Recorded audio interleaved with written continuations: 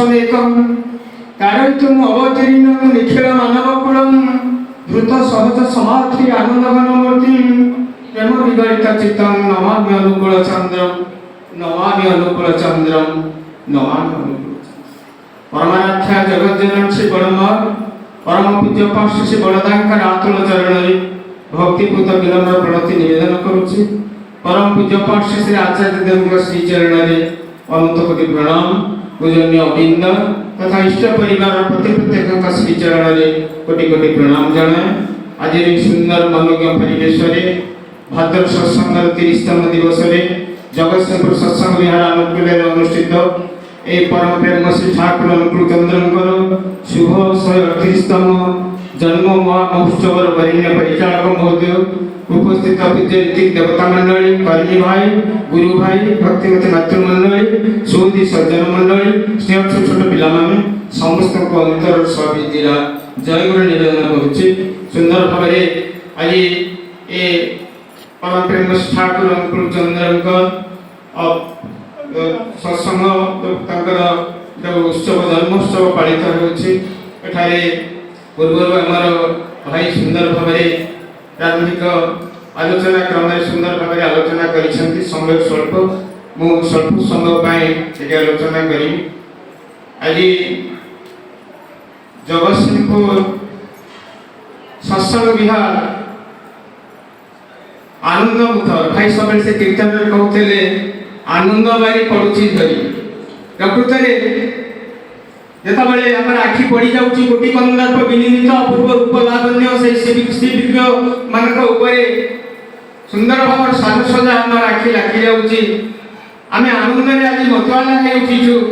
आबाल वृद्ध वनिता प्रत्येक प्राण रे आज अपूर्व आनंद अपूर्व उन्मादना एवं आज जगतसिंहपुर सत्संग विहार उत्सव मुखर ये उत्सव ठाकुर कहले श्रेय सृजनी संगति और समावेश उत्सव होछि श्रेय सृजनी संगति और समावेश ए मनीष को उत्सवमुखी करिया होछि ये उत्सवर परम उद्देश्य। कारण आज आमे जो परम प्रेम ठाकुरकर शुभ 138तम जन्म महोत्सव पालन करुछे।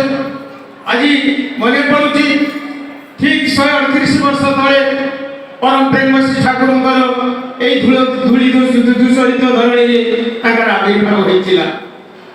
সেদিনটি ছিল 1295 সাল ভাদ্র 30 পবিত্র তারানবমী তিথি শুক্রবার সংক্রান্তি 1888 মସିହା সেপ্টেম্বর 14 তারিখ দিবা 4:20 তা সময় সেই শারদীয় শুভ সকাল 7:05 সময় जन्म होइथिले पूर्वबंग पावन सेई पद्मा नदी कूलरे थिबा हिमायतपुर ग्राम रे पिता शिवचंद्र चक्रवर्ती माता मनमोहन देवी को कोलबंधन करी एवं से जन्म होइथिले बारेंद्र ब्राह्मण कूलरे भट्टनारायण वंश रे सांडिल्य गोत्र रे मूला नक्षत्र रे धनु राशि कारण से ताकर आविर्भाव होइथिला।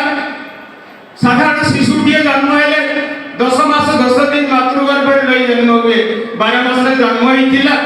ताकर से सूचिका ग्रह लीला कथा आपण जानिछंती ताको दोहरीबार समय नाही समग्र विश्ववासी को जगतकृत करितिला।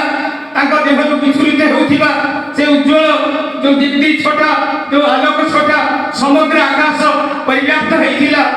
समस्त को मन रे क्रोध और ब्रह्म सृष्टि करितिला से जन्म होइतिले।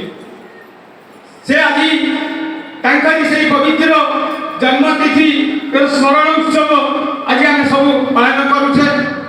से होती ईश्वर का मूर्त प्रतीक मनीषर परम बांधव परम आत्मीय आत्मिक संवेगर मूल मनीष मृत मनीष उदय उद्बोधन शान संगीत अस्थि बुद्धिर दीप्ति छोटार मंत्र मनीष ताकर देश दीक्षा ताकर मंत्र जीवनीय मंत्र से समस्त परम उपास्य ताको केंद्र कही मनीष निकटरे ईश्वर अभिधायित हो उठंती। से जेतबे आसंती त्रिभुवन ताकटार श्रेयमणि कहीं न थांती अच्युत उद्दाम रे ताकर पदांक अनुसरण ही जीवन तपर से पंथा। जेतबे धर्मर ग्लानि आ अधर्म अभिधान हुए धर्मर गाड़ी जेतबे सदाघात होई उठे मनीषर वंचिला परिकार प्रबुद्ध होई जाय साधु संत माने प्रवृत्ति परतंती दुष्कृत माने द्वारा ଅବଲାଞ୍ଛିତ ହୁଅନ୍ତି ସେତେବେଳେ ତାଙ୍କ ଧରାବତରଣ ହୁଏ। ସେ ଆସନ୍ତି ଏ ପୃଥିବୀରେ ଧର୍ମ ରକ୍ଷା କରି, ଧରଣୀରେ ଧର୍ମ ରକ୍ଷା କରି, ଜୀବଜଗତକୁ ଉଦ୍ଧାର କରିବା ପାଇଁ ଏବଂ ମଣିଷକୁ ବଞ୍ଚିବା ବଢ଼ିବାର ପଥ ବତେଇ ଦେବା ପାଇଁ ଆସିଥିଲେ ରାମକୃଷ୍ଣ, ବୁଦ୍ଧ, ଯୀଶୁ, ମହମ୍ମଦ, ଶ୍ରୀ ଚୈତନ୍ୟ ଶ୍ରୀ ରାମକୃଷ୍ଣ ରୂପରେ ଏ ଯୁଗରେ ଆସିଛନ୍ତି।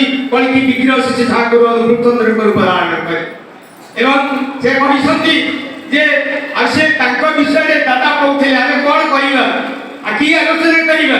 ସେ ନିଜ କଥା ନିଜେ ହିଁ କହନ୍ତି, ନିଜେ ନିଜକୁ ଚିହ୍ନେଇ ଦିଅନ୍ତି, ବୁଝେଇ ଦିଅନ୍ତି। ପୁରୁଷୋତ୍ତମଙ୍କ ବୃଦ୍ଧି ଆଚରଣ ସେ ନ ବୁଝାଇଲେ ବୁଝେ କେଉଁ ଜନ।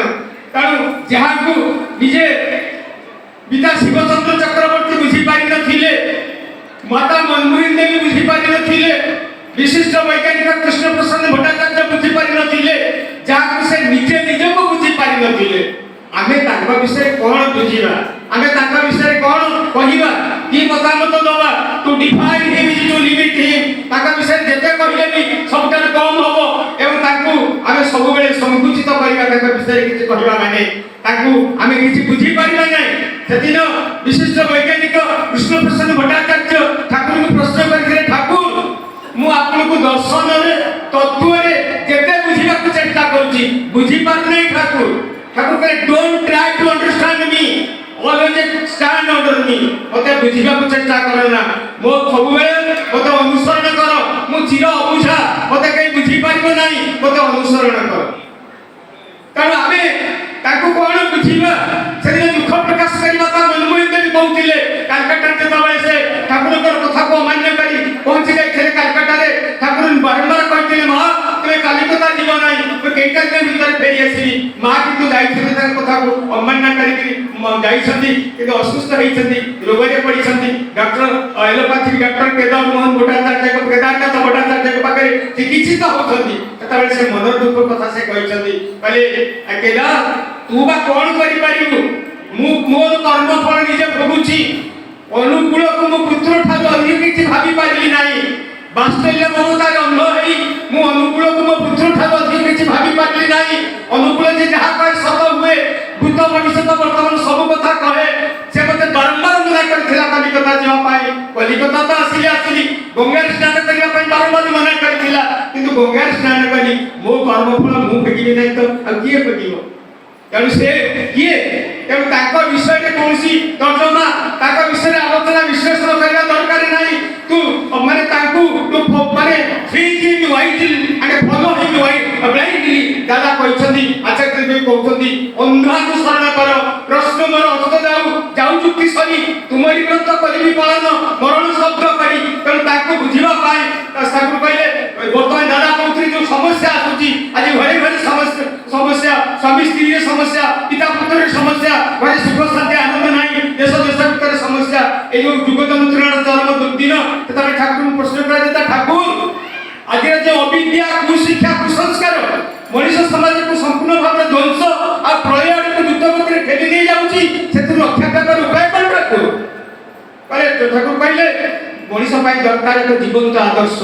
ତାଙ୍କ ପ୍ରତି ଗଭୀର ନିଷ୍ଠା, ଆନୁଗତ୍ୟ ଓ ବୃତ୍ତିସଙ୍ଗମ ବିଚାର ଦେଇ ଚାଲିଲେ ମଣିଷ ଏ ସମସ୍ତ ପ୍ରକାର ଯନ୍ତ୍ରଣାରୁ ମୁକ୍ତି ପାଇପାରିବ, ଏଥିରେ ତିଳେ ମାତ୍ର ସନ୍ଦେହ ନାହିଁ। ତେଣୁ ଆଜି ସମଗ୍ର ବିଶ୍ୱବାସୀକୁ ସେ ବ୍ୟାକୁଳ କଣ୍ଠରେ ଆହ୍ୱାନ କରି କହିଛନ୍ତି, ତୁମେ ମୋତେ ଭୁଲି ଯାଅ ନା, ତୁମେ ମୋତେ ଟିକେ ଅନ୍ତରରେ ଛୁଞ୍ଚି ମୁଣ୍ଡରେ ତମେ ଟିକେ ମୁନେ ଜାଗା ଦିଅ, ମୋତେ ଟିକେ ଭୂମିଦାନ କର, ମୁଁ ତୁମକୁ ଭୂମିଦାନ କରିବି। ମୋତେ ଅନ୍ତର କର ନାହିଁ, ଅନ୍ତରରେ ରଖ।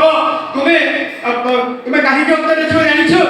ତୁମେ ମନ୍ଦ ହୋଇଥିଲେ ମୁଁ ତୁମକୁ ଭଲ କରିବି, ତୁମେ ଭଲ ହୋଇଥିଲେ ତୁମକୁ ଆହୁରି ଭଲ କରିବି, ତୁମେ ଶ୍ରେଷ୍ଠ ହୋଇଥିଲେ ମୁଁ ତୁମକୁ କୈବଲ୍ୟକୁ ନେଇଯିବି। ଆଉ ଯଦି ତୁମେ ଯଦି ସାହସପତି ଅଞ୍ଜଳି ଦେଖାଅ, ମୋ ପାଖରେ ଅଞ୍ଜଳି ପାତ, ମୁଁ ତୁମେ ଯାହା ଚାହୁଁ ମୁଁ ତାହା ଦେବି। ସିଦ୍ଧି ଚାହୁଁଛି ସିଦ୍ଧି, ମୁକ୍ତି ଚାହୁଁ ମୁକ୍ତି।